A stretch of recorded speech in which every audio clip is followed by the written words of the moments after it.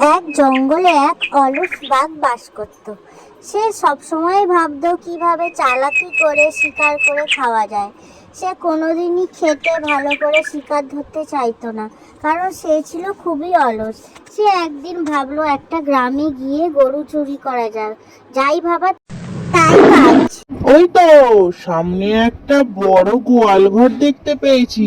ওখানে বেশ তাজা তাজা মোটা মোটা গরু আছে। যাই, আজকে ওদেরই মাংস খাবো।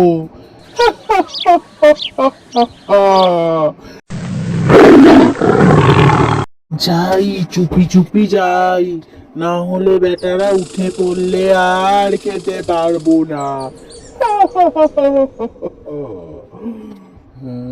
আজকে তো খাওয়াটা ভালোই হবে।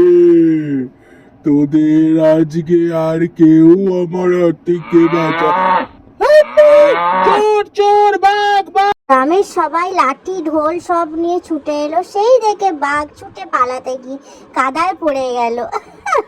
গ্রামের সব লোক দেখে হাসতে শুরু করে দিল বাঘের এই অবস্থা দেখে। পড়ে গেছে বাঘ, পড়ে গেছে বাঘ, পড়ে গেছে, কি মজা কি মজা কি মজা। পড়ে গেলি তো বাঘ মামা, এরকম অলস হলে তো এইরকমই হবে। বন্ধুরা, যদি আমার ভিডিওটা ভালো লেগে থাকে তাহলে আমার চ্যানেলটাকে সাবস্ক্রাইব করে আমার পাশে থেকো।